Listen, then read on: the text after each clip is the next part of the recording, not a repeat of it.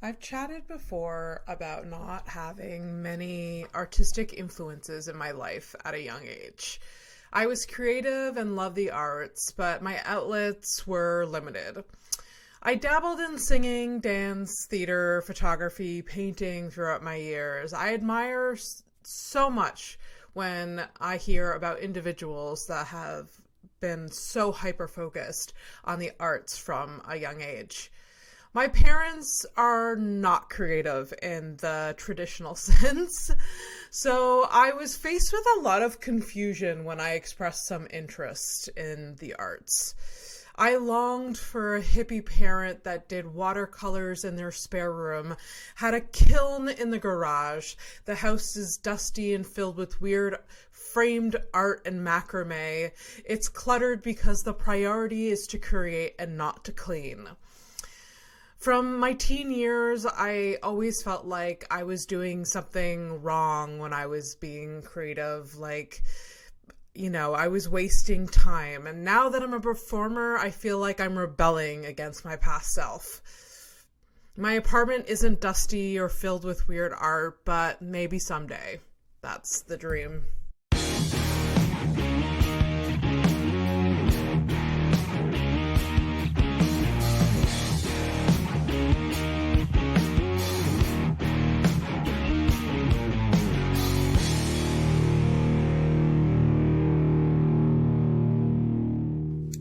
Hey y'all, just so you know, the audio isn't great in this episode. I tried my best, something went wonky, but it's here. It's a great episode. I really hope you enjoy it. Don't forget to like, subscribe, and follow my new podcast, A Horrific Evening with Abby and Fernando, if you haven't yet. It's a good one. So enjoy this episode. Enjoy Andrew Jamieson. Thanks a lot. All right. Welcome to House of Stone, the podcast where everyone has a story and we get into the nitty gritty of it all. Today's guest is Andrew Jamieson. Hello. Hello. Welcome to House of Stone. I'm so happy to have you. To be here, finally. Oh my God, finally. Not that I didn't want to harass you about it, but I like to mention it every so often. I knew you were going to be a great guest from the beginning, but we normally, I normally have comedians, so this is a newer, but you're also sort of a comedian too, so. You're an entertainer. Yeah, entertainer. Right? I'm an entertainer. I'm comfortable with a microphone. Yeah. You like the whole. I have been funny. You like being the center of attention. Do I? Ever? Do you? Do I? Ever?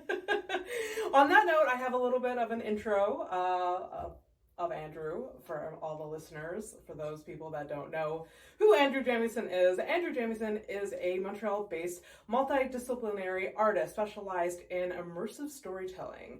He is also the creative director of Forget the Box and a classically trained antagonist. Andrew and I first crossed paths because of a simple social media post. We won't edit that out. Andrew was looking for a writer or contributor for Forget the Box, a Montreal-based platform focused on highlighting the Montreal Arts Scene. And since I pretend to be a writer from time to time, I DM'd you. I was blown away by his enthusiasm and passion for the arts. Since that, him and his bestie what do we call Dawn? I call Dawn things. FTB. She's the editor-in-chief. Editor-in-chief. So partner in crime in the project for Forget the Box. They have been both such a big supporter of mine, and I have really, it's meant so much to me the past year, all the help that you've given me. Vice versa. Same. Yeah. Yeah. I mean, we wouldn't be where we are if it weren't for people like you from the start. Right? I mean, I'm sure you would be. Not where we are right now. Maybe a few months behind. But anyways, it's meant so much to me that we've been able to collaborate, and I'm so glad to have you here again. I'm stoked. Thank you.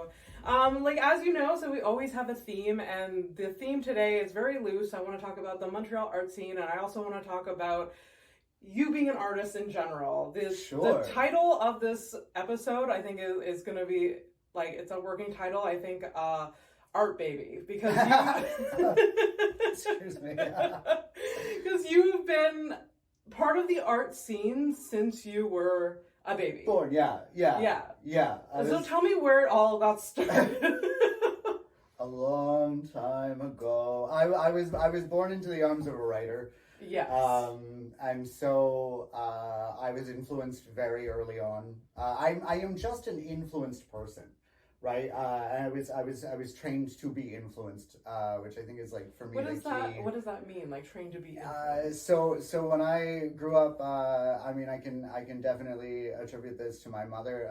There was an exposure to music, books, films, all things that she loved so much. Yeah.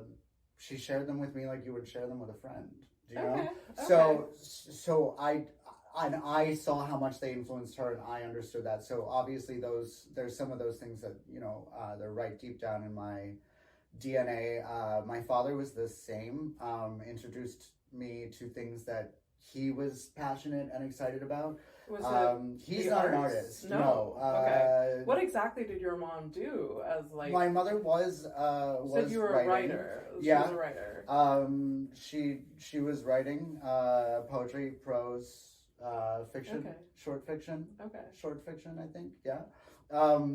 And my father was a pro hockey coach.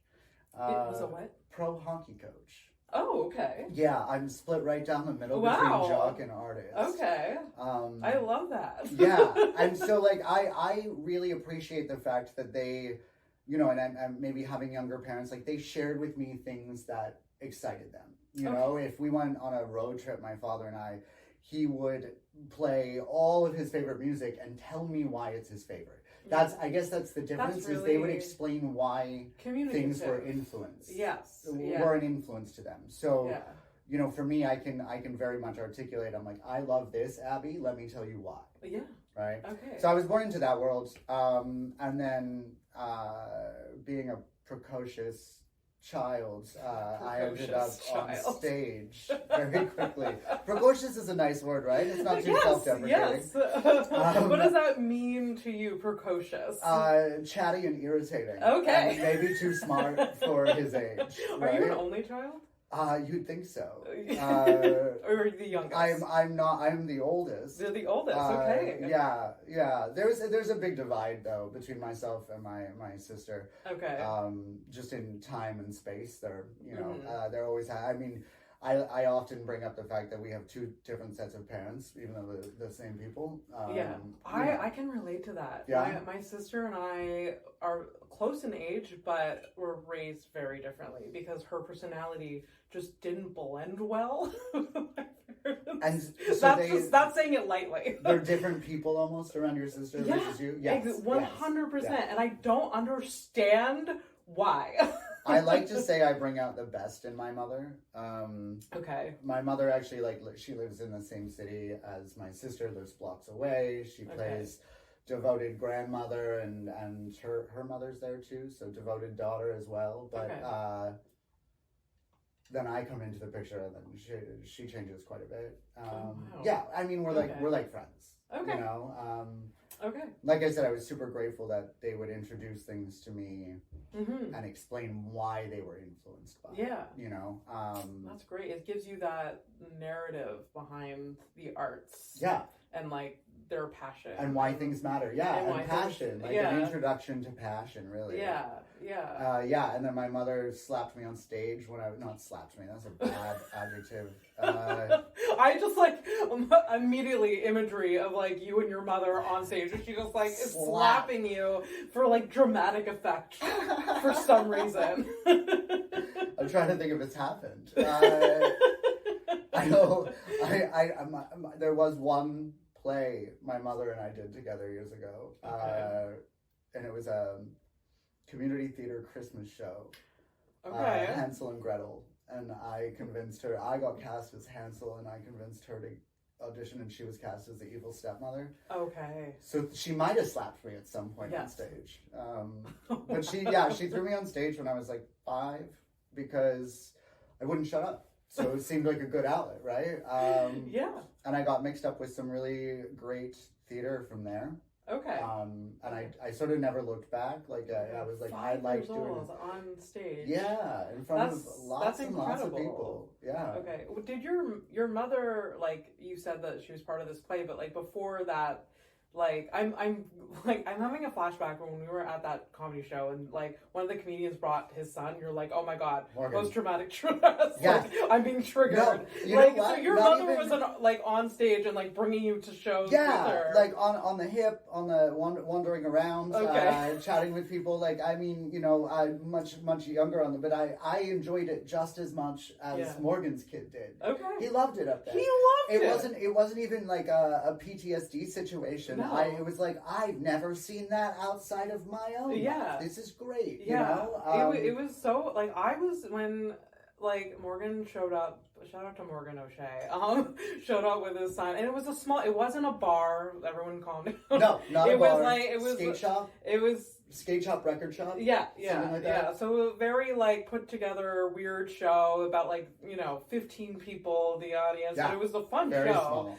And Morgan showed up with his son, and I get it. Like, babysitters are expensive, and Right. like, it gives them stage time, and Hey, and he's up there holding his kid's hand, telling jokes about being a shitty father. yes, Like, that's amazing. I love it. That's so amazing. And I mean, his son is way too young to like comprehend what the words he's saying. I think maybe but not. He'll get him soon. Yeah, he'll get he him soon. will soon. Like, he can probably he recognizes the words, but I don't think he like understands the context behind it. But anyways, it was really, really funny. I thought that kid was gonna like cause shit when when they were like walking down the street together. The kid is a mini Morgan. Like, he looks exactly like Morgan. He's trouble. They even walk the same. I don't even know if that's possible.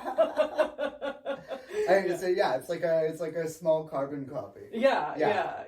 And I had to be careful because I like, as soon as that kid and I made eye contact when he was on stage, it's like we knew. We knew. And Dawn was like, Andrew, stop, like, don't encourage him, because he was acting out a little bit, but like not in a bad way, but like he was like commentary. Dawn blamed me for that. Why? So, because she said we had a connection and I was encouraging him to be, and I'm like, okay, I'll look away. I don't know. I couldn't look away. It was so much, like, I'd never seen that before. Like I said, outside of.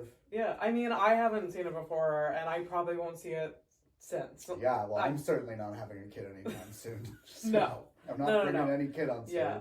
I did a show yesterday where there was 2 audience members, a small show, that were in front, and they were like, it was like date night out for mom and dad, and they were like, And the kid? No, there was no kids. Okay. No, it was mom and dad were out. It was a Monday night.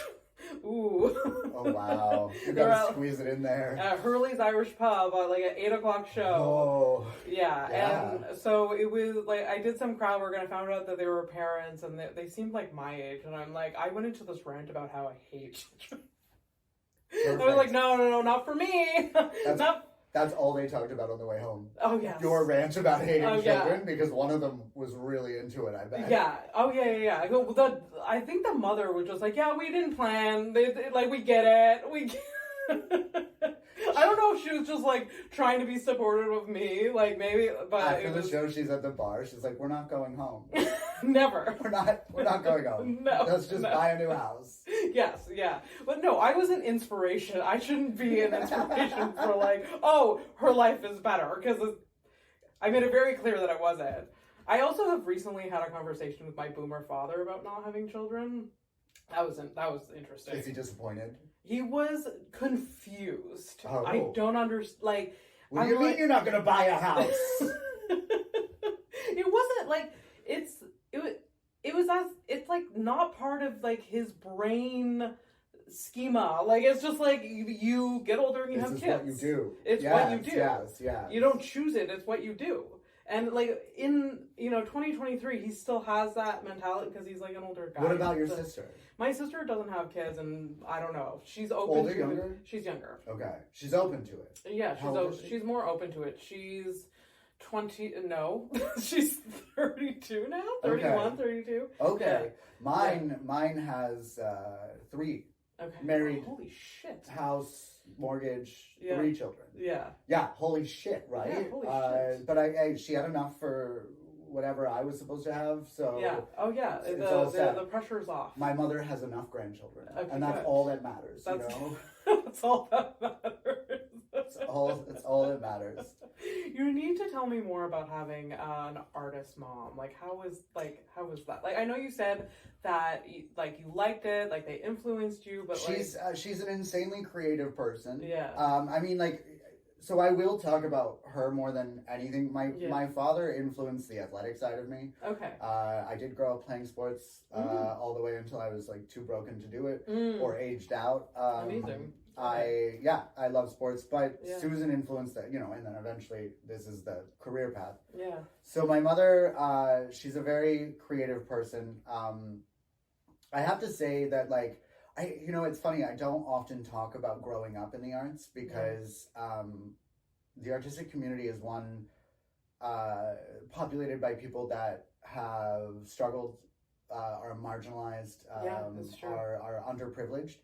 And for those not watching the video of this, like, I'm incredibly white and cis and male, and so I don't often like to, but there was a privilege involved, obviously, like a privilege of money, time, anything, but yeah, my mother was really encouraging. I look back on it now. At the time I hated it. I was a big quitter of a lot of things. I was too. That's interesting. But I was a sponge, luckily. Okay. So, like, as soon as I said, you know, oh, I'm interested in watercolors, suddenly I had a set of watercolors and easels, some canvas, and I was enrolled in classes. That's so cool. But when you're like 10, maybe not so cool, because you're like, this is too much. Maybe you shouldn't commit fully. Right? Like, just get me the set of watercolors. Yeah, Let me see Dollarama. if I like it. Watercolors, fine. Experiment with Let this. him do his thing for a bit. So it was often, you know, and I'm sure she had her reasons, but it was often like a lot. Yes. And at the time, I like I said, I quit a lot of things. Yeah. But I was exposed to all these things. A lot of them I circled back around to on my own. But I would say that was the, like, growing up in the arts, that was the biggest thing, is just the exposure to everything. That's the thing I'm most grateful for. It opened me up to being the multidisciplinary artist I am now, because there isn't one single thing I do. You definitely are very multidisciplinary. Like, last week I messaged you and you're making masks. Making these beautiful cardboard masks. Like, that's amazing. For a colleague's dance show, all these, like, weird, they're like animal skeleton masks. They're really cool looking from the picture. And I'm working on some, like, texture experiments with them. But I mean, I'll do anything.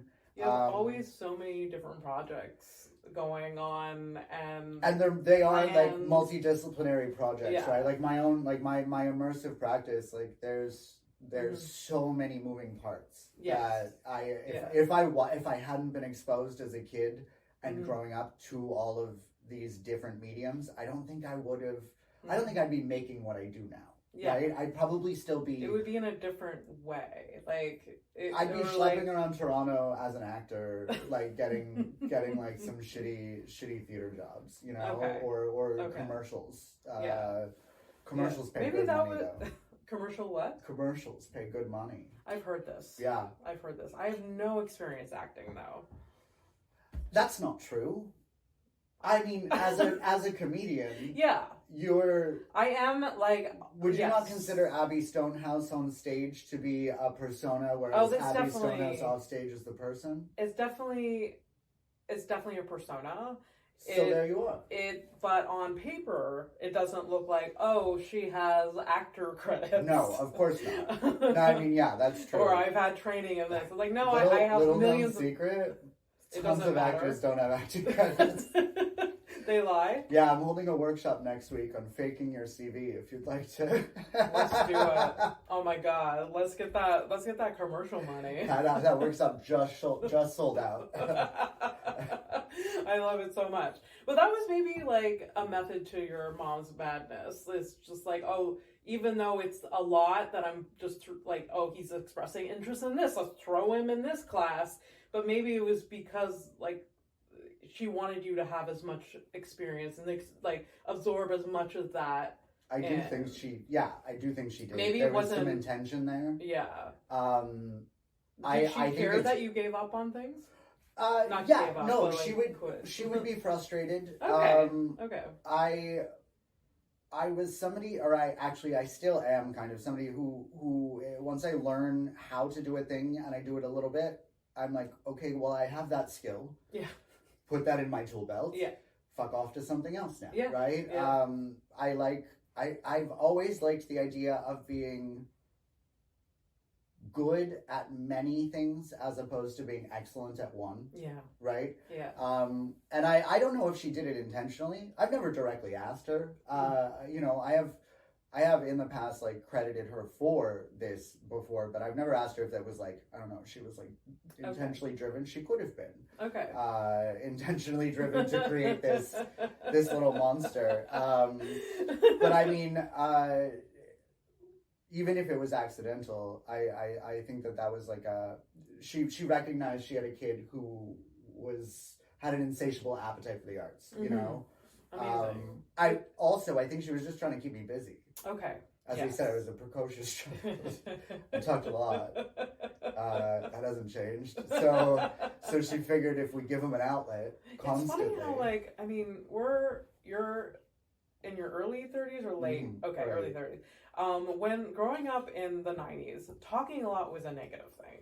Right. Now, I make money because of it. We figured out how to do it for a career, right? It was so negative, like in elementary school, just like, oh, you know, this person's chatty, like dial it down, but like... I remember playing sports, traveling to hockey games, lacrosse games, shit like that, and if I was traveling with another family, they would openly talk about dreading it, because Andrew doesn't shut up. I'm like 10. Oh, no! Andrew doesn't shut up. Oh my god. Fuck them. People pay to listen to me now. Yeah. So, yeah, exactly. We win. We win, but I mean, again, like, I don't know, like, it took such, like, a shot, like, your self-esteem as a kid, where, like, I think by the time I was in my teens, I was very self-aware. I was like, okay, I gotta, like, I know when to... And so I mean, I've got the perspective of, again, like, cis white male. Yeah. As a woman being told you talk too much. Yeah. Obviously, as a... Yeah. And I didn't get it as much as my sister. My sister was more chatty than me, surprisingly. Is she still? I was just like, she's still, but I love it so much. But, like, yeah, when I was in my teens, like, I became more self-conscious of it, or like not wanting to pose, or like taking up space, right. Which is for many reasons, but so like I stopped engaging in the arts as a teen, because I was just like, oh, I should be like, I don't know, I should be quieter, I shouldn't, like, this isn't, I don't know, I don't want this attention or whatever, because it was always seen as negative. Right. So, I mean, I did some plays in high school, and I was going to ask, did you get drawn onto the stage at any point? You must have been chatty. I did. Yeah? So, when I was a kid, I was in dance. I was in, I took singing lessons for a bit. I literally used to sing I was in choir. There was so many different things. And then in high school, I sort of like, it dialed down a lot. And, but I was still like, part of, like, I signed up for plays, and like, I'm like, this is like an outlet. So I did a lot of like background dancing in plays, and I would do some small roles, but like, again, I wasn't really drawn to the acting part of it. Okay. And yeah, she's a chorus girl. Yeah, I guess so. I don't know. The feathers and the sequins. I guess so. I don't know. I mean, wrong chorus, but yeah. And I also like made like the costumes for like my high school sick. plays. See, that's very multidisciplinary. Yeah. Right. Yeah. And going back to that multidisciplinary thing. So I am a triple threat. Like, dancing, singing. Dancing, singing, acting. Yeah. Again, before I even was like, my mother insisted on all three. Why not? Like, if you're going to get the training, get all the training. Even learning how to play music that one I kept giving up. I still can't play an instrument of all the things I can do. I've tried instruments so many times as a child, and it was just not my thing. I don't have the motor attention skills. span that I think. Oh, attention span too. I don't Yeah. have the motor skills. Like these two hands, I'm ambidextrous, but that just means I'm fucking awful at everything with both hands. I don't have good like hand-eye coordination. I definitely don't. Like even playing video games, I'm like I can't. Something doesn't. Yeah, I still don't play video games very much. Daniel's got me into them recently, but like it's very much dipping my, because my mother also was like, let's not play the video games. Okay. And again I'm grateful for that. Yeah. At the time I might have been irritated. Yeah. Because all your friends were like getting Nintendos, or right? whatever. Yeah, and they're all working at Taco Bell now. They're not. They're not. That makes it sound like all my friends maybe some of them losers. are. Yeah, and right? that's okay. we've just taken different paths for sure. And when I was in school, like at the Randolph Conservatory, for instance, which is like a triple threat school in Toronto. Wow.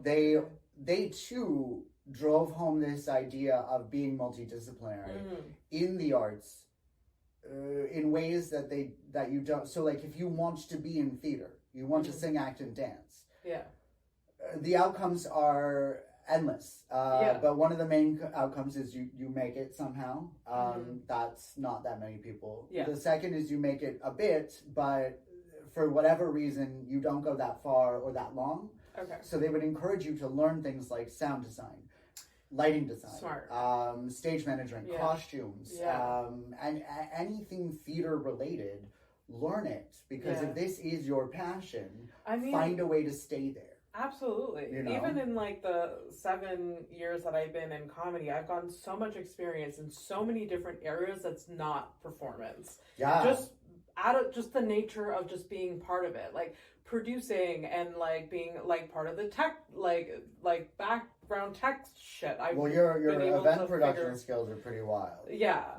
You definitely absorbed a lot of that, because that's not something anyone's out here teaching us. Yeah, no. Although I do event production consultation all throughout Montreal. And he's very informative and very helpful. Yeah, for sure. And your events are wild.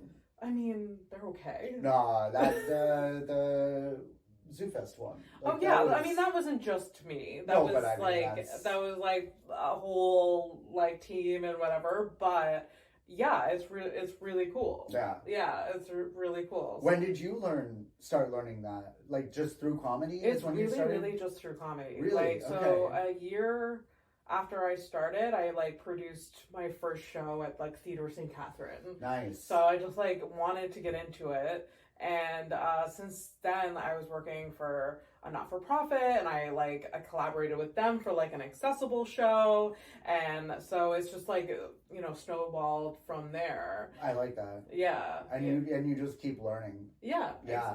That's a really interesting characteristic that I find either present or not present in writers. In artists. There's no really in between. There's artists who are constantly learning and artists who have no interest in learning. Yeah, and I almost wish I had no interest in learning.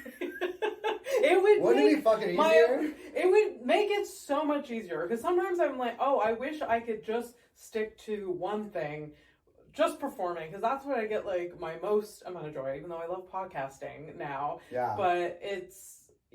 But and we need, comedians that are just performing, and absolutely, we definitely need that, but I just can't stop. I had a conversation with my mother this week about how when I was in university I studied psychology, which kind of helps now but not in the arts at all, and she was saying to me that when I was in university, she would tell herself, she's like, oh, I can't wait till Abby is done. She'll get a 9 to 5, and then they'll have weekends and evening off and be able to relax a little bit and have a normal schedule. And then I start doing comedy. Evenings and weekends are when I work. Yeah. Daytime I sleep. Yeah, exactly. It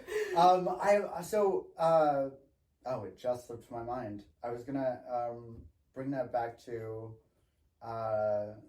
no, Go ahead. Oh shit. No, it's fine. Anyway, so like my mother had these.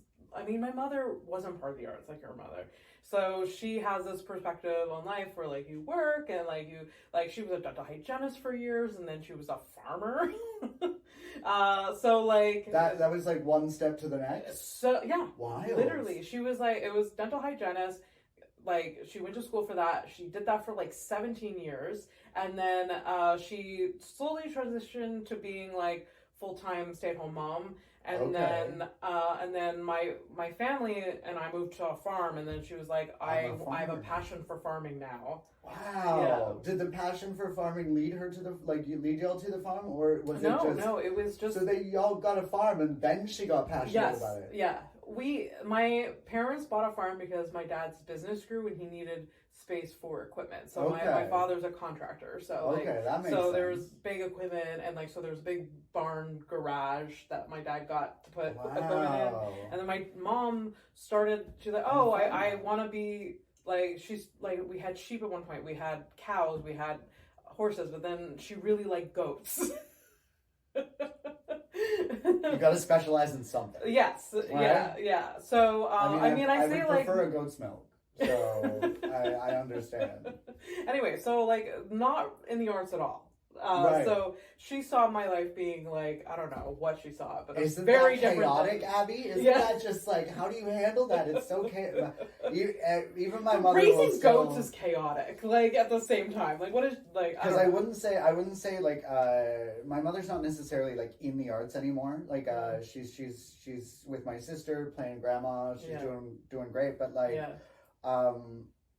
I do get that question sometimes where, you know, I'll describe something that's going on. I'll be like, you know, get a how are you text. I'm like, well, I'm good. And then mention something. It's always like, isn't that a little chaotic? Isn't that, I don't know how I could handle that. And I was like, this is normal. Like, I don't, you know, I'm going to a show at midnight and then I got to be up at 5 a.m. to do this thing. Yeah, it's normal. Yeah. I remember what I was going to ask. Do you have a controlling streak? You know this. No, I'm asking for your fans because you know the answer. Yes. Well, because I think that is when we were talking about learning all the other things as well. Like I spent some time after school working in Toronto as an actor. Yeah. Right. I had an agent. I had the Starbucks job, and I auditioned 3-4 times a week for things, right? Mm-hmm. I fucking hated that. Yeah. Because even if I got a great role in something, I was just doing someone else's thing. I was saying someone, and I love acting, but like I was saying someone else's words. I was putting together. I was helping someone else's vision, and I have plenty of vision. Yeah. You know? I do when I'm part of another person's production, I do have to remind myself that this isn't my problem. This isn't my show. Right. Because like I do want to like step in and help and be like, how can we make this the best possible? But then I overextend myself because I'm like, okay, I'm exhausted. Like no one's paying me to do this extra work. Yeah. So yeah, I have I don't know if it's controlling, it's just like I don't know. It's excitement. It's like, but being controlling led you to producing your own show. Yes, right? You couldn't just sit back and be on everybody else's show. No. You know, I couldn't do that in terms of like. I mean, I'm not that far from the theater world anymore. I did take like a long way to get back there. Yeah. But it's far more satisfying when I can put something of my own together as opposed to just like I still love acting, but like that seems more like an added extracurricular thing I would do, acting in someone else's play or film. Whereas, you know, what you really do is you put on events that you also do the jokes at. Yes, right? Yeah, exactly. And in Montreal, and I don't know about other cities and whatever, if you produce your own art, there's at least more opportunities and you could just more stage time in general. So in Montreal, it's a lot different now. There's a lot of stage time now, but it's still not enough for the amount of artists that we have. So like if you produce your own stuff, then you have this guaranteed stage time. So it's a lack of like, I don't know if it's exactly the same in comedy, but I've seen kind of across the board a lack of organizers, like event producers. Yeah. And our like rapidly diminishing roster of venues. Yes. In the city. Oh yes. Right? And I think that combination is starting to make it, like I said, I don't know exactly about the comedy scene. I know there are some great comedy devoted venues, obviously. Yes. But I mean, even there's just very few, like compared to other cities. Yeah, Montreal. considering how vibrant the comedy community is here, you would think there was more devoted. We basically take over bars and restaurants like every day of the week to put on these like shows. And how many strictly comedy devoted venues are there in the city that you can think of? So third floor. English is third floor Comedy Nest, and then the rest is just like producers hopping around and. Improv Montreal, do they have stand-up shows there still? Or they do. Good. So, that's once a week. And then there's like other like independent, other shows that happen like sporadically there. That's crazy. Yeah. So there's very, very few compared to some cities. And and then, we're losing places that are so comedy friendly, like Diving Bell. Yeah. Yeah. Right? That's such a bummer to me. That place, like, really, really helped the Montreal comedy scene during the pandemic, where like, because that place couldn't have music venues, which like I feel bad for musicians during that time. Yeah. But we were able to like basically take over the place for like on and off during the pandemic. And of course that helps them, but it also helped us to like just keep going. And that space is just like turnkey, ready to go. They're really there to support the artists. They're not there for like, to make a ton of money, I have to say, in terms of like as someone who moves throughout the sectors in the community, the comedy scene is like, that is a really good community. Yeah. I mean, I'm sure. I mean, I don't know the other communities that well. Like right. The theater, the dance, I don't. They're there. Yeah. They're there. They're sure. very insular. I find that they're very isolating as well. Okay. Coming like from the perspective of the creative director of FTB. Yeah. I notice so much more community engagement when we do something comedy related. Yes. Compared to when we do something theater related or music related, or even visual arts related. Comedians are there and I mean it's a detriment at times, right? You I'm sure you're on stage, you look out and it's just all your colleagues watching you. But at least they're there. Yeah. Because in the other scenes, it's almost the opposite. Your colleagues aren't there. Yeah. Yeah. So I definitely think the comedy scene, like that was great for Diving Bell, that of all scenes, it was the comedy scene. Yeah. That got, because I don't think FTB would have gotten the running start that it did if we didn't immediately start working with you and with comedy, right? Okay. Yeah. That's what I mean about your like early participation helped us because that was a bridge. Yeah. Yeah. I really like commend the comedy community for that. We're definitely in general a very supportive group. I mean, there's the odd people that they're not, they're cold, they don't give a shit about anyone but themselves. Yeah. But you need them too, though. Right? We need them too. Because who else are we going to talk shit about? Yeah, exactly. We need someone to gossip about. You know who you are, I think. We're very supportive, and I don't have anything to compare to because all I know is comedy, and but I do know that the theater community is their energy is very different. Very different energy. And I don't know how to pinpoint it. Like my sister studied theater and it was at Dawson College, and I remember going to visit her, and going down that hall, it was like everyone was just ready to it was pop. They're all ready to pop. Yeah. For one. I mean, they're also ready to fuck. They're the horniest. They're the horniest artists. Oh yeah, I heard so much about it. Like, I have to be careful talking about maybe they theater mature, kids. but like They this don't. was like 18, 19-year-olds. Unfortunately, 45 to 60-year-old theater people are still the exact same. I won't. I'm not gonna like drag theater because that is also like when it comes to training, like education, like that was the main through line for me. Yeah. Everything I do, except for writing, stems off of theater performance, right? But I can't say that there was one group that I hated existing more than fucking theater. It's an insular and incestuous community, particularly in Montreal. Oh, really? The English theater community here is filled with talented people. Yeah. But it's an incestuous place where the biggest fish are the biggest fish and there's no room for anyone else. That's a bummer. And you're also the biggest fish in a small pond. Yeah. You know, I did it the other way around. Like I was hitting the streets in Toronto. I was being, like, I was living there and struggling there and whatever.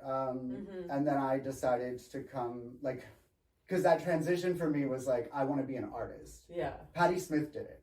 I was reading her book, Just Kids. Yes. And she goes on quite a bit about identifying as an artist, coming out as an artist and identifying as an artist. And it was doing that made me realize that what I was doing was so unfulfilling for me in Toronto, like just working as an actor that and model. Okay. I was a model as well. That's where I made all my money. And the good kind too, like the kind that can be in magazines and billboards. Okay, good. That's amazing. But so when did you decide you're like, okay, I'm an artist? And 2012. Okay. And I moved here. I'd never been to Montreal. Never. And then you decided to move. But yeah, and when you're in Toronto, everyone talks about Montreal as being like the cool place to go. Well, yeah, because you. What's the difference between Toronto and artistically speaking? Yeah. Montreal is where you make art. Toronto is where you sell it. You cannot find a cheap apartment and a 25-hour-a-week job and live and make art in Toronto. That's impossible. Yeah. But living in Montreal, making experimental work as well, I've been able to be dirt poor at times, still have a roof over my head, still have food in my belly, and still be able to make my art.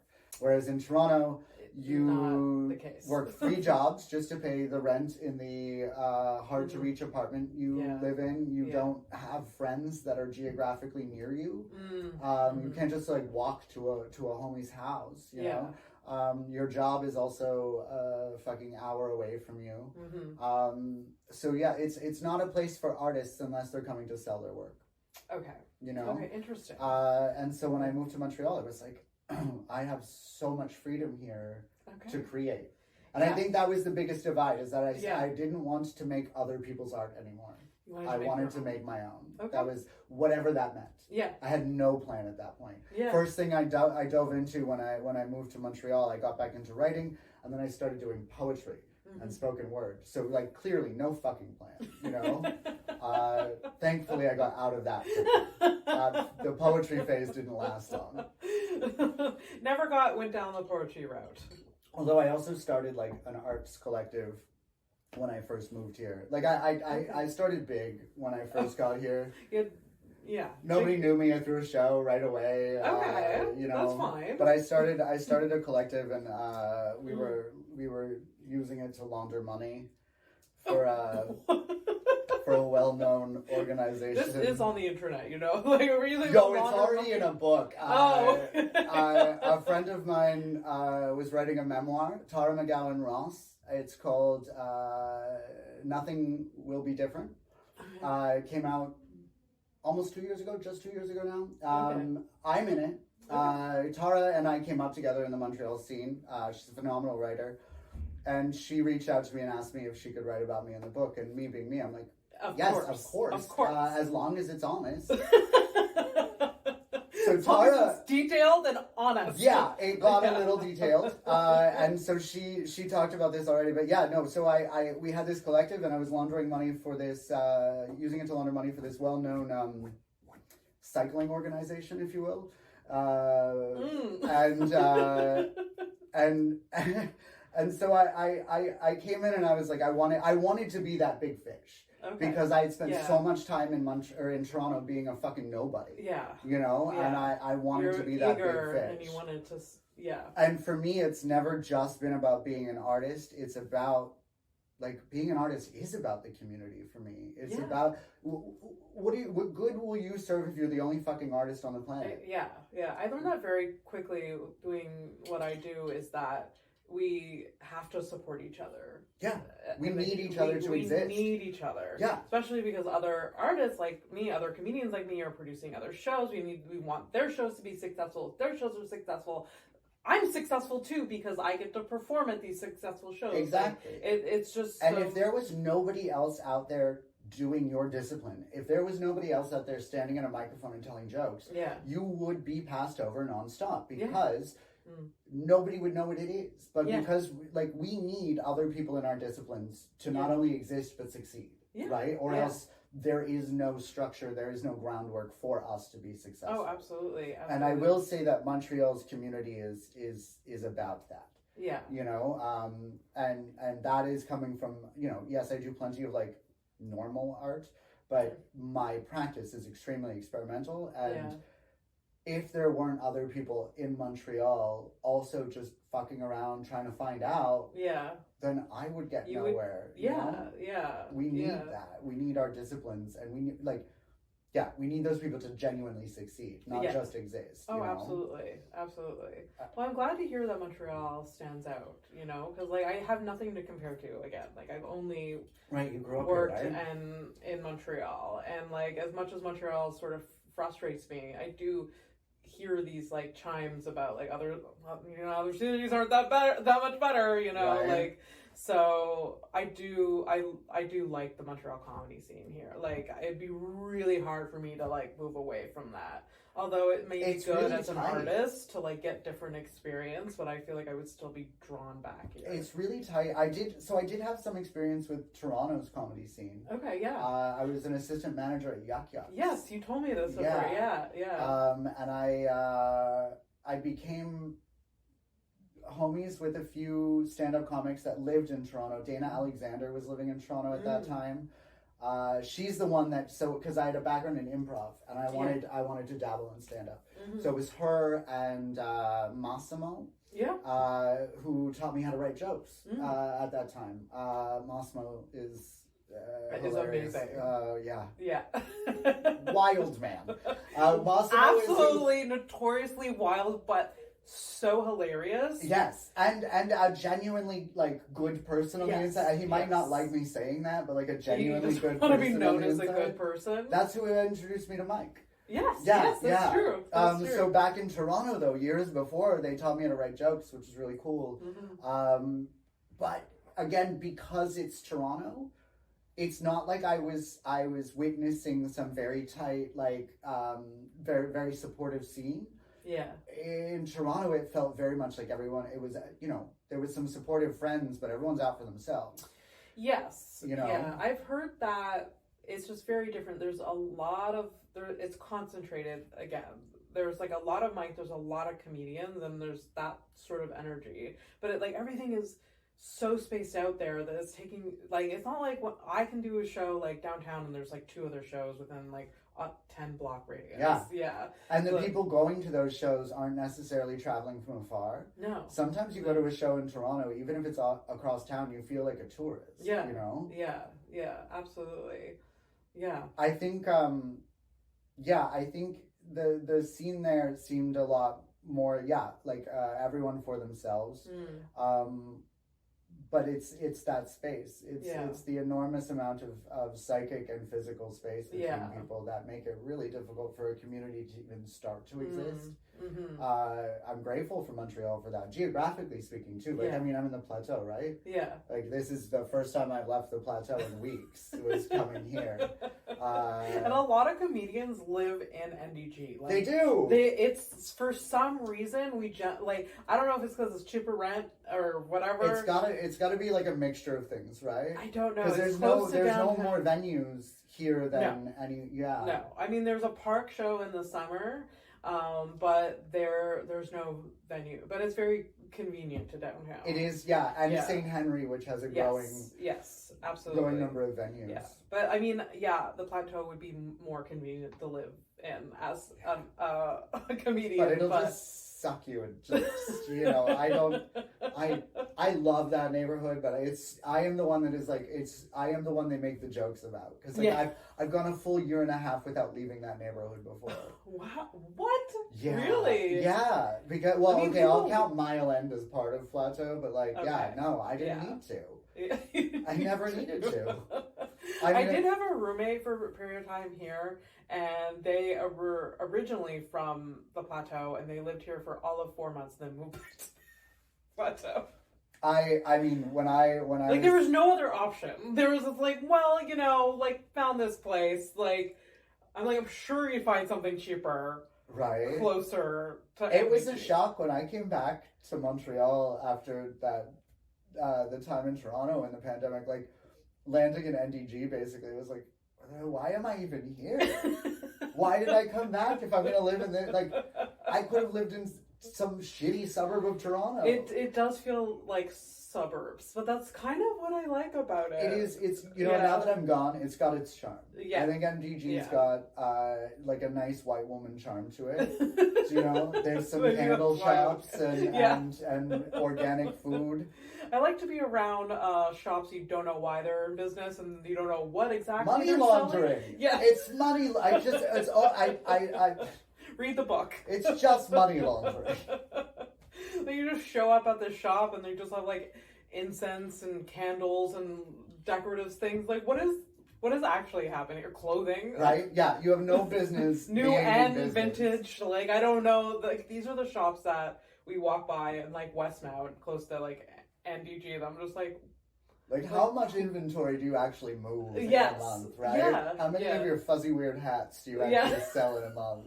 I don't understand, but I need them in my life anyway. I want mean, a window Montreal's shop. a good place for the crime aspect of your business. I mean, the fuck grants do crime. My slogan. I mean, it's more accurate. Like, it's more real than people realize. You know. I like to, I say, privately fund my artwork. Okay. You know, you're not beholden to the Canadian government or the Quebec government for what you're doing. Yes. Yeah. I like to privately, but I mean, I also like to, because I'm bipolar, right? Okay. So I did not know that. Well, that's good. My doctor would love to hear that because I'm very well medicated. Okay. But I still suffer through periods of mania. Okay. And the grant system when it comes to artwork doesn't mesh with that. Yes. Because it's I'm like feeling a mania that's going to last for 6 months. So I need to do this thing now. Like, I need to make this fucking thing now. Why don't you get the grant? Like, I don't want to do this at all. Right? They're like, okay, well, you're approved for 2025. Like, I have a colleague that just told me the other day she's doing a show in 2025. And I was like, like, it gave me absolute panic. I was like, how do you know where you're going to be in 2025? How do you know what mood you're going to be in 2025? Like, maybe I said fuck art and I'm running a candle shop in NDG now. You know? Yeah. Well, I mean, yes, I kind of like that though. I can relate to that because, like, I don't want to plan that far ahead because if, like, from my personal history has told me is that things can be very different in 18 months to 2 years. The only thing I'm planning 2 years ahead is my own fucking funeral. Like, that's it. You know? I'm certainly not trying to plan what fucking art I'm making in 2 years. Yeah, No, it's weird. Ew. It goes back to that it goes back to that influence and inspiration thing though. Yes. Because, like, I'm, you know, and I'm not knocking the people that apply for grants. Yeah. I'm knocking the grant system. Yeah. But because of like, I want to make something because I fucking have to. Yeah. Because I must make this. I must tell this story right now. You're that inspired. Yes, too. and that's how I've always operated. Yeah. And so I have so much trouble in the idea of putting all this effort in to try to get approved for something that's going to be a year and a half from now. Yeah. That's really difficult. It is really, it's hard to conceptualize, but I commend all people applying for grants. Oh, absolutely. Do it. Especially since the system is designed bag, to make I guess. Yeah. Make that government paper. And I'm like, I don't know. We talked about this before, but the people, I mean, that are looking at these grants, do they know whether you're going to change or something to like be a little bit right? More How are they going to spicy pay attention? Yeah. I don't know. Maybe they will be. I like that. I'm going to be banned by all grants for saying This is why we talked about it before the show. Yes. I don't know. I don't know. There's 30 minutes of talking shit about grants. I mean, they must know that they're working with artists. Like, it's going to be a little bit, like, things will be, like, a little bit. I just wonder if they're ever going to hire an artist to help approve grants. You know, like, to help go, like, because, you know, you talk to someone and you're like, you know, you're applying for a theater grant, and this person's like, I've never seen a play in my life. You're like, why are you the one at the gate? No. Unacceptable. Well, let's talk about Forget the Box for a bit. How did that all, how much can you tell? How did it all get started? I, through my own project, got lined up with Don McSweeney. The project at the time was a film I was trying to create. As a meta-modernist, there's like formlessness and removal of boundaries in my work. So I wanted someone, a real-life journalist, to interview myself as this character. That got me hooked up with Dawn. We met at Elsie's in the Plateau around the corner from my place. We filmed it. She wrote this great piece for Forget the Box. At that time, it was forgetthebox.net. It was blog among friends, we'll call it. You know, on a .net site. Yeah. And after that, I think for about 3 months after that, I had Dawn, because we hit it off. Yeah. She'd been writing for Forget the Box since 2012, I think, like 10 years at this point. And it just kind of, I mean, the magazine or the blog existed. People weren't so aware of it anymore. It wasn't really trying to cover much in the arts anymore either. But then I started sending Dawn 2 things. Go cover this show. Go talk to these people. Go do this. And the first time I met Jason C. McLean, the founder, was over Zoom in a meeting where I asked him if I could just have the thing. I proposed a takeover. What inspired you to take it over? It was the work with This is going to cause me to sound more sentimental than I generally like to. What caused me is that, one, I am in my imperial phase. So I really like taking things over in general, controlling. But I wanted to expand my purview in the art scene, if you will. But I spent years in Montreal growing up without proper arts coverage in this city for the size of this city and the type of art scene it has. There's a shockingly low amount of real in-depth coverage. And I struggled with that, especially being an experimental artist myself. Like, you know, I try and explain to somebody, here, this is what I'm doing. Do you want to come cover it? And, you know, immediately you're met with, I don't understand what you said. So no. So I saw this opportunity. I had, with a previous collective, tried to start an arts magazine. And we had all the ideas, all the spirit, all the aesthetics, like everything was in place except the structure itself. The structure was weak because we didn't really know how to build any said structure. Forget the Box came with a structure. It existed. and that was good enough for me. Yeah. So I took it over February Mm-hmm. 2023. I moved it onto the .ca. I rebranded it. Mm-hmm. I designed it with my there's nothing I won't do, right? So my low rent web design skills went to the site itself. It looks great. Thank you. Yeah. I can't wait till it looks even better. That's I mean, again, that's just like echoes like what we said about like getting experience in all of the things, right? When you're in the arts. Yeah. Like... There's nothing I won't give a shot to, you know? Yeah. And then I refocused it. So I for lack of a better term, I stripped it down. Yeah. I took out the culture aspect. I took out, they liked to cover news, local news. I took that out. Forget the box, sole focus is the arts. Yeah. Ground level, underground, and marginalized art in Montreal. Yeah. We are now branded as a magazine, online magazine.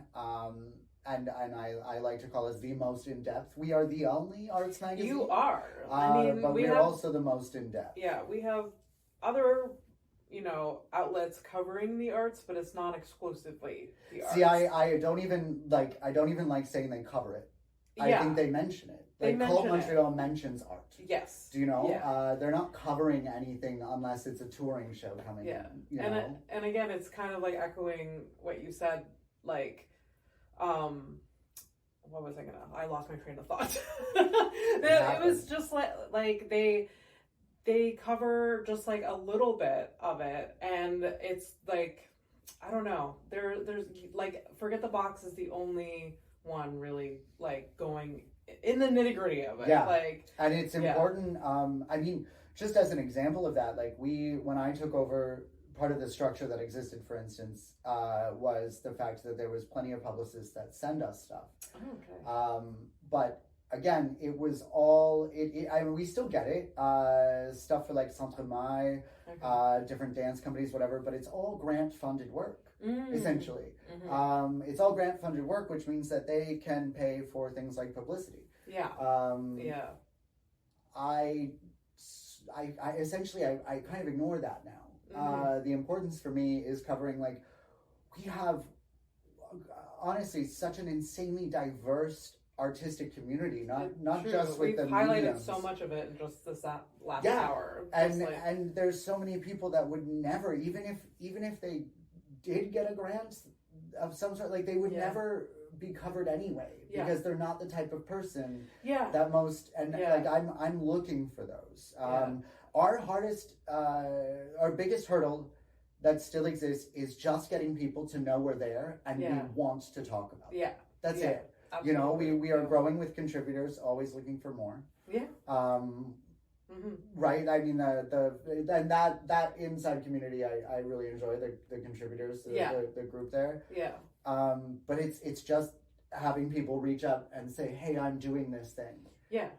Which people aren't used to doing because it hasn't been there. Not at all. As I can only speak again as a comedian. It's I've had to teach myself how to write a press release that will potentially get some media coverage, but I have to write it in a down not it has to be a cookie cutter version of what I'm doing that they understand. It dumbed down. Yes. Yeah. You got to make it kind of. And I'm doing things that are simple. I'm doing stand-up comedy, but I need to spice it up, the press release, because they're not gonna talk to me just about a stand-up show. But I'm but I'll spice it up. We have these people performing and they represent anyways, spice it up. That's the only way you get where Forget the Box will, consider all of it. And we had our own issues with Bill C-18.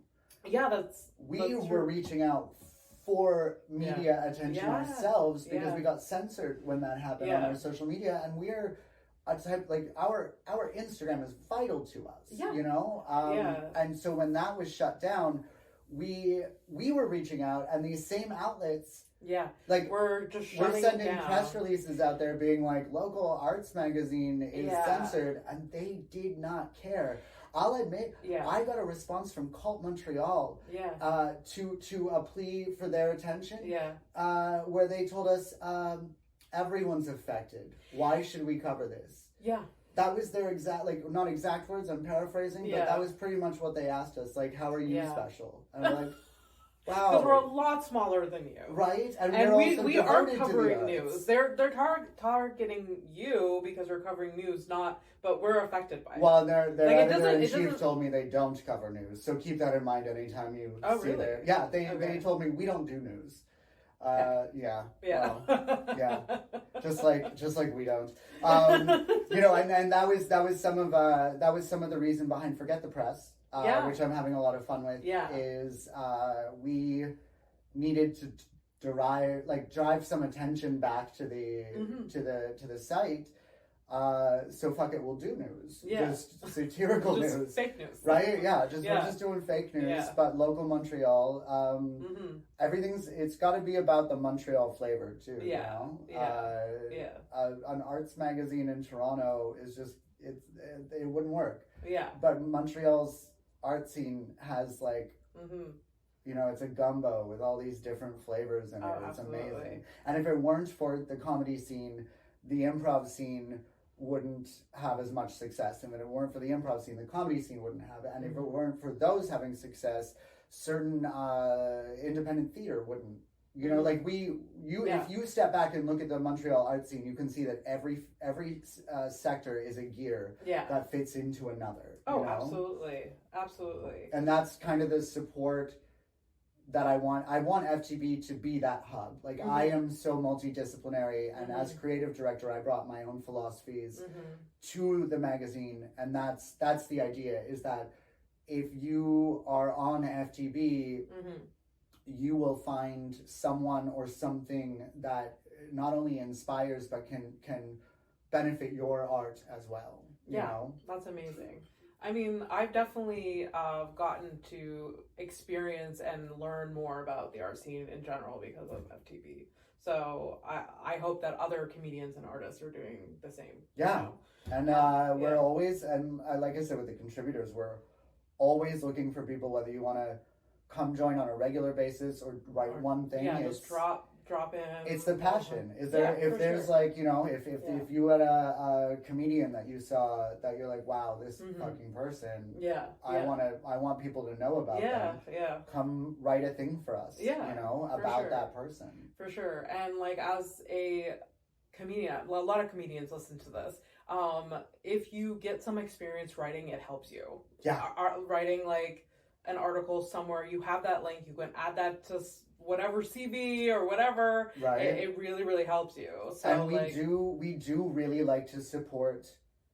Like we're a growing community unto ourselves. Yeah. Within Forget the Box, for instance, we have.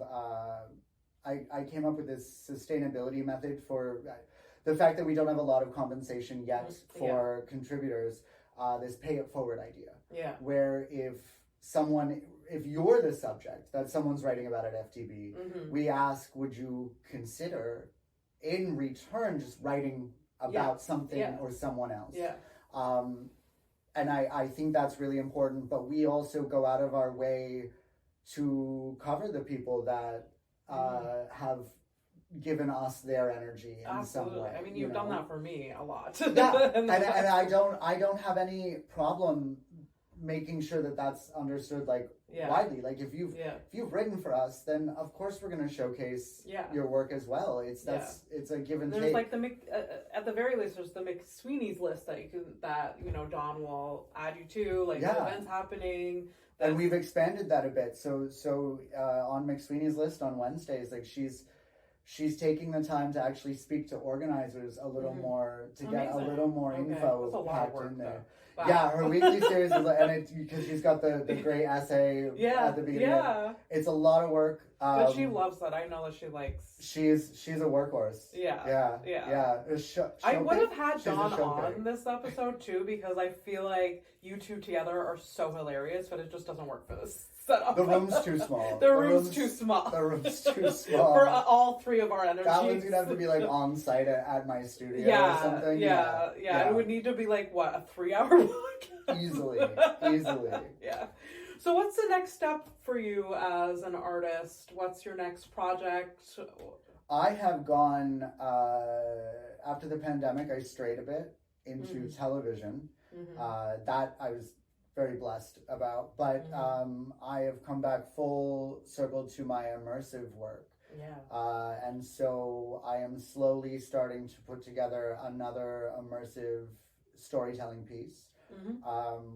Much larger than my last one, Who's Afraid.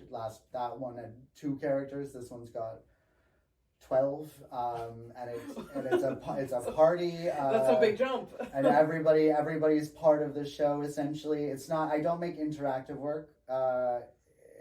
Proper immersion interactivity is part of that. Yeah. So I don't like to bill it as interactive work. Otherwise, people I think come in with a certain preconceived idea of how much they're allowed to. Okay. But yeah, no. So I'm working on that. I don't even have a working title for it yet. And I've got I'm experimenting a bit with augmented reality. Through that, I'm experimenting with some augmented reality, the concepts and philosophies behind augmented reality. That one's going to take a while. That one's that's a slow burn. That one, and might even have to write a grant for. But the next big thing for me is Andrew Jamieson's Sleazy Christmas. Yes, I'm excited for that. December 14th. Yeah. This is the third one. Second one. But it's I think my 9th Christmas show overall. I really love doing Christmas shows. It's a multidisciplinary artistic event, which is a variety show. Yeah. Very on brand. You'll be there. Yeah, I'll be there. I'll be performing. Morgan will be there. Okay. Great lineup actually. Nagme is going to be there. Tara McGowan Ross, Mina Minu is going to do some burlesque. So we've got music, comedy, spoken word, and burlesque. It'll be second floor of Biff Tech on December 14th. Yeah. And for FTB, we are approaching 1 year in February, so we're going to do a big party. Oh, amazing. Okay. We're going to treat the last year as like a soft launch the whole year, and we're going to officially launch in February. And in the meantime, we're working on the not-for-profit registration, putting together bylaws, because we want to forget the box into territory. I want to leave Montreal with something that I never had that the city needs, and the community needs it. So whether I sit on the board and have a hand in it, or I don't, I want to know that it will exist 10 years from now. So the best thing for us to do is officially register. I definitely think the city needs it. So, and I think it has a lot of potential to be what you envision it being. Yeah, I don't think hope is a strategy, but I fucking hope so. All right. We always end the episode with 2 questions. Right. I do have to wrap up. We're approaching. It's been over an hour. It's fine. Of course it has. I can never stick to an hour when it's in my own studio. When I've been renting a studio, the flags at me while get the fuck out of here. But now that it's here, I never. It's fine. It's better that way. We just let the conversation happen. Absolutely. Yeah. So we always end with 2 questions. You can choose to answer it both, just one, none of them. But I always ask, what is the hardest thing you've ever been through, and what are you most passionate about? I mean, the second one, I think... It's very obvious. I mean, art, sure. Storytelling. Yes. Is, I think, because if you know me and you've had any conversation with me, you know that I will pace around a room and tell stories all day long. I love storytelling.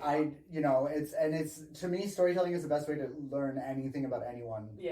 As well. Let them tell stories, Yeah. The first one. Yeah.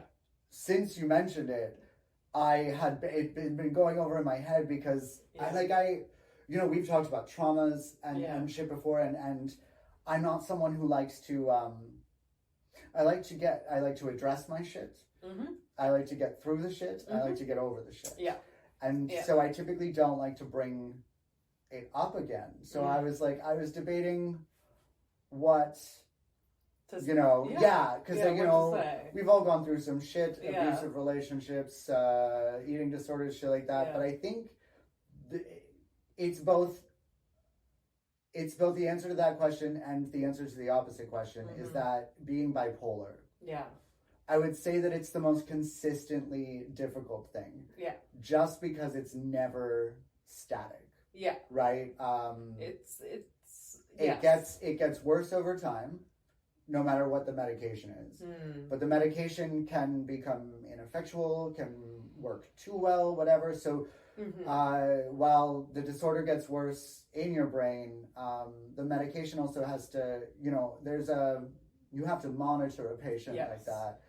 It's never just like you get over it. It's over. It's not like it's with you forever. It's just with you. Yeah. And like I said, I know early on one of the things that I had the hardest time at understanding or really grasping was the fact that because it degrades over time and it's a neurological disorder that you know, I'm more susceptible to Alzheimer's or dementia or things like that. Damn. And being somebody who keeps all my notebooks and writes every day, and then like I think I started my notebook practice changed that way because I wanted to remember everything. Yeah. Right? But yeah, consistently it's been difficult also socially and in intimate like romantic relationships because it's not something unless you've gone through it like it's in not the POV easy to explain to someone or like especially if you're in the midst of like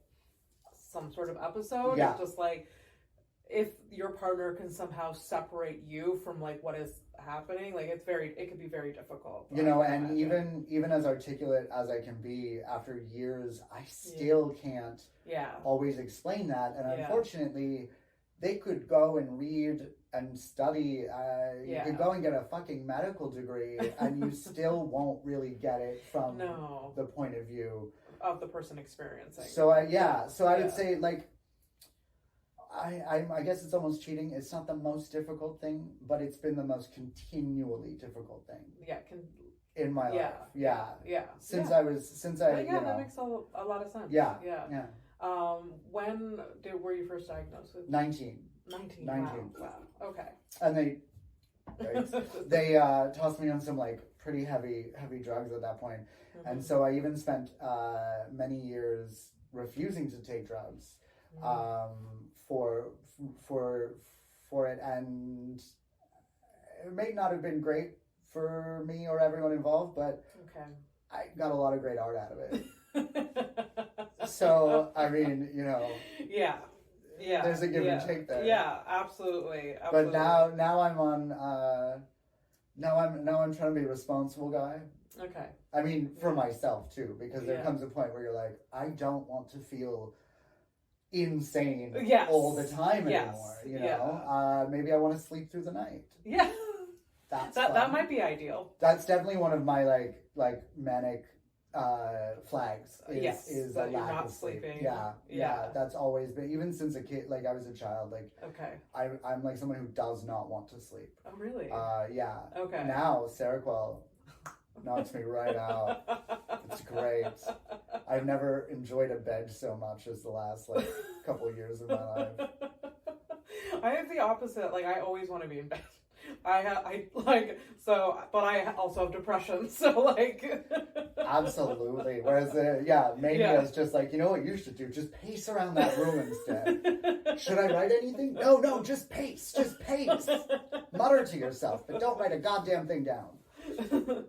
Well, thank you so much for sharing that. It's so interesting, and I mean, I don't think I've ever had a guest that said that as their like that had I had someone that had borderline personality disorder, and that was like been a hard thing to like adjust to in their life. But it's very, having a bipolar disorder is very prevalent. Like there's a lot more people than you realize, and like absolutely. The media or whatever like portrays it as this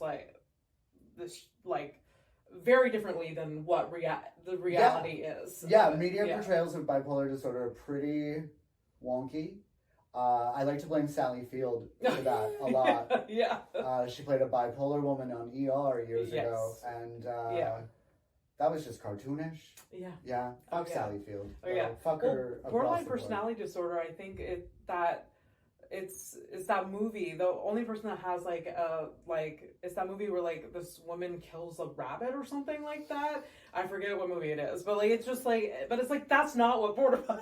It's just not. No, not at all. So yeah, like the portrayal of mental illness, like to the general public, it's just wrong. And I do like to be pretty open about it, because I think, you know, like when we're talking about mental health and like stigmas, for instance, like the more we talk about it, the better. And I think, you know, I didn't have a lot of people talking about it around me. Oh, me neither. Through my 20s, let's say. Yeah. So like I try to make sure I don't bring it up in a way like, oh, woe is me. I bring it up more in like a, hey, if anybody wants to talk to me about it though, I'm here to chat with you about it, because being an artist is hard enough. Yes. Being an artist and your brain wants to fuck with you every day. Yeah. That's even more difficult, you know. Absolutely. So Absolutely. Yeah. Well, thank you again. Thank you. This is great. Yeah, this has been amazing. I mean, I could talk to you forever. Yeah, we'll probably go for like another half hour. We started forever, and then I know.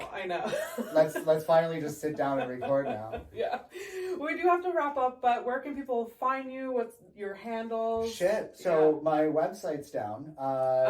It maybe will be. It will be back up. Yeah. So the website's address is www.whothefuckisandrewjameson.com. Yeah. But honestly, I'm on Instagram most at Fake Jameson. Or you can find me all over Forget the Box. Yeah, Forget the Box. www.forgetthebox.ca. Yeah, and then all of their handles, there's Forget the Press as well. Yeah.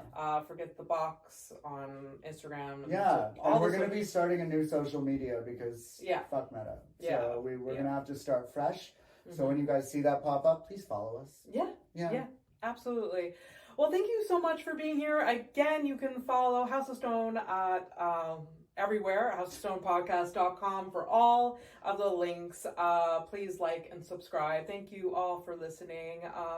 Thank you again. Thank you. Bye.